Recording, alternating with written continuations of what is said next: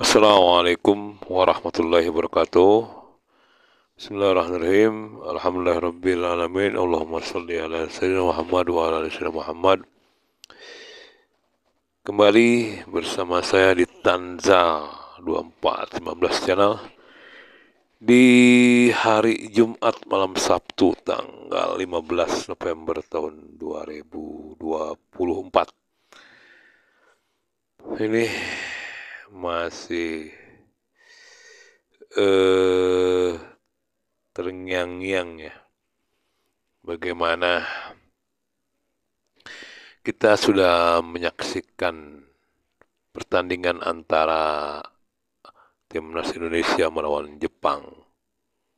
Pasti semua, kebanyakan dari teman-teman sudah menyaksikannya tadi yang sudah disiarkan oleh RCTI ya, nonton kita ada yang nobar, ada yang sendiri, ada yang bersama keluarga. Udah ngantuk guys, udah ngantuk, hasilnya ya begitu, kurang memuaskan. Memang sudah diprediksi gitu ya, berat gitu untuk mengimbangi melawan Jepang yang secara permainan ataupun secara pengalaman, kematangan tim Jepang ini sudah levelnya 2 tingkat mungkin ya di atas timnas Indonesia. Bisa kita saksikan, bisa kita lihat bagaimana mereka bermain dengan matang sekali.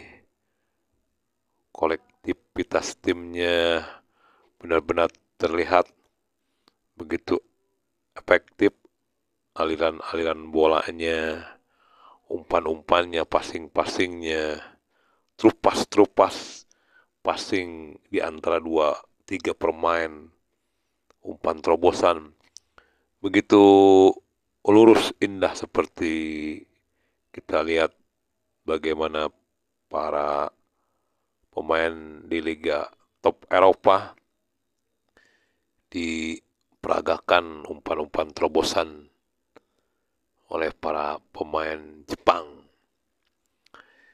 Secara keseluruhan ini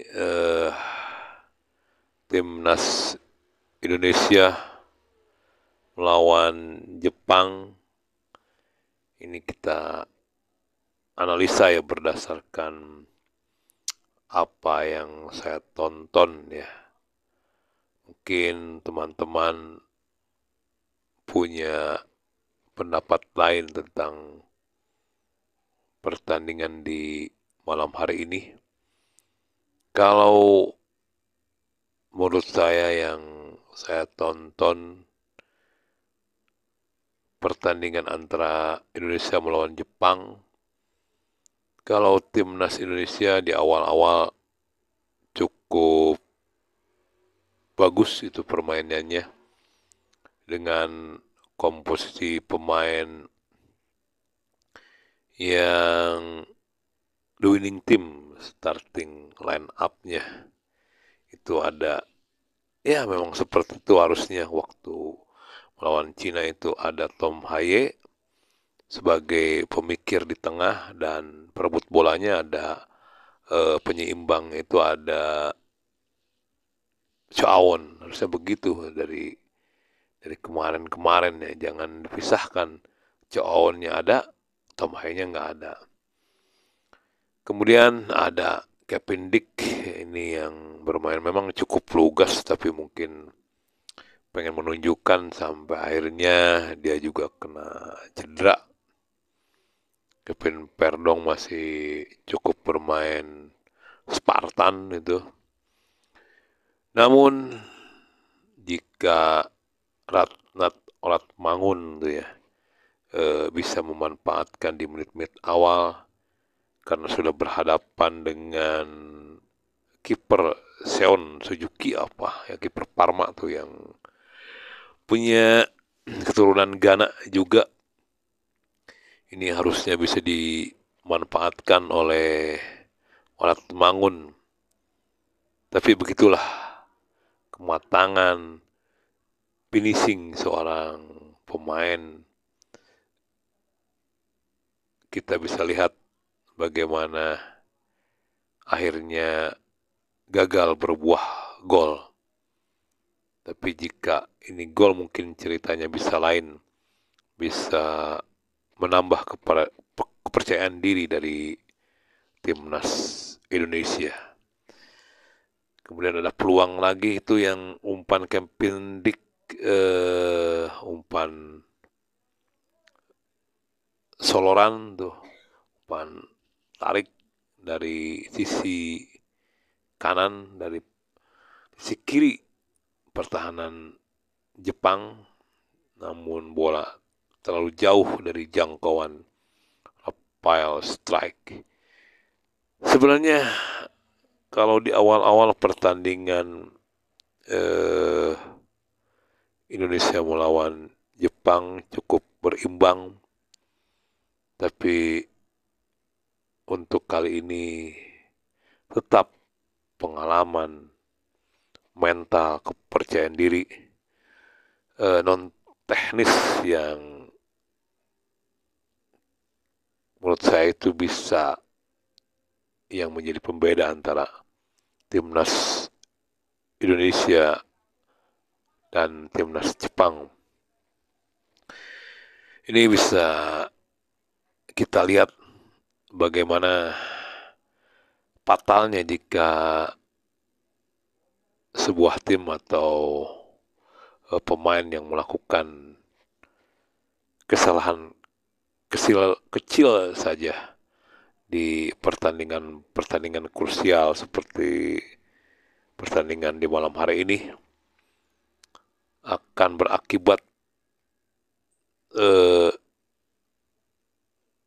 fatal. Itu akhirnya itu gol pertama yang berawal dari kontrol bola yang lewat dari jangkauan Yakob Sayuri gitu ya, sehingga bola bisa diambil itu oleh pemain Jepang yang kemudian bisa maksudnya dia mau ngasih umpan kepada temannya, tapi dihadang oleh Justin Hubner dan hadangannya kurang pas, clearance-nya tidak bagus sehingga menyebabkan gol bunuh diri untuk kemenangan tim Jepang. Kemudian ada gol juga itu tim Jepang yang dibukukan oleh Minamino itu lewat finishing yang di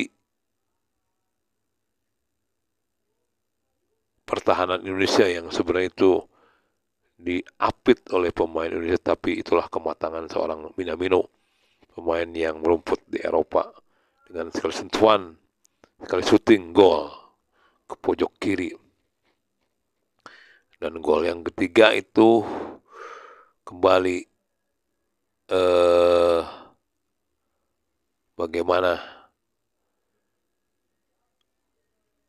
Morita itu yang berawal dari kesalahan JIJS,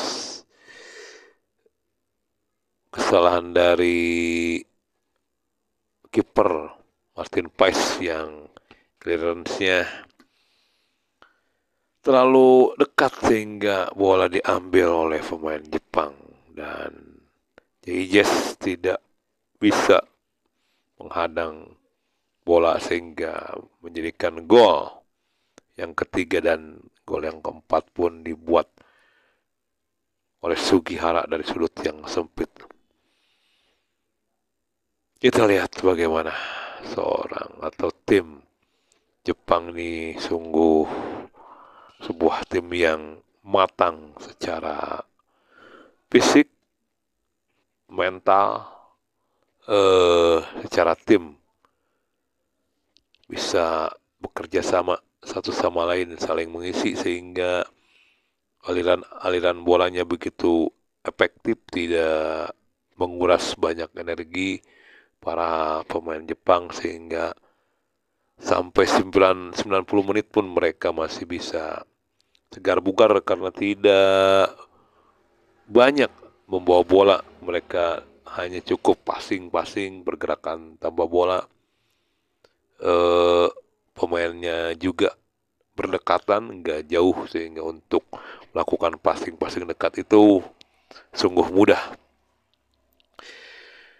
Sementara timnas para penggawa Indonesia terkuras habis untuk mengejar aliran bola yang dilakukan oleh para pemain Jepang dengan passingnya. Dengan hasil ini 4-0 atas kemenangan Jepang dari timnas Indonesia menempatkan Jepang kokoh di puncak klasemen di grup C dengan 13 poin, dan Indonesia pun melorot ke urutan paling bawah di posisi 6 dengan poin 3. Kita lihat masih adakah kesempatan di 4 pertandingan tersisa. Apakah Indonesia mampu finish di urutan keempat, yang ada harapan jika mampu finish di urutan keempat, sehingga nantinya bisa melakukan playoff dengan tim zona lain. Kita akan saksikan kembali nanti di hari Selasa melawan tim Arab Saudi. Akankah nantinya pertandingan ini bisa dimanfaatkan untuk mendulang poin? Apakah hasilnya seri atau menang? Jika menang bisa langsung poinnya 6, bisa merangsek nih ke urutan 4, 3 atau 2, karena di urutan 2, 3, dan 4 itu sama poinnya 6. Ada Australia, ada Cina tuh, poinnya juga 6. Oke teman semua,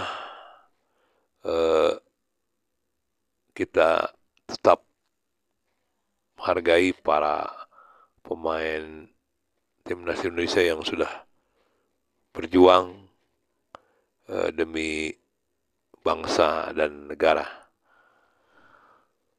Semoga nanti di pertandingan berikutnya mendapatkan hasil yang terbaik gitu teman semua di analisa malam hari ini. Mohon maaf bila ada kekurangan. Tetap semangat. Bravo Indonesia, masih ada 4 pertandingan lagi yang akan dijalani. Semoga bisa minimal katanya di 4 besar, sehingga bisa melakukan playoff atau pertandingan untuk mendapatkan jatah tiket ke Piala Dunia tahun 2026. Semangat Indonesia, semangat, bravo. Mohon maaf bila ada kekurangan. Assalamualaikum warahmatullahi wabarakatuh.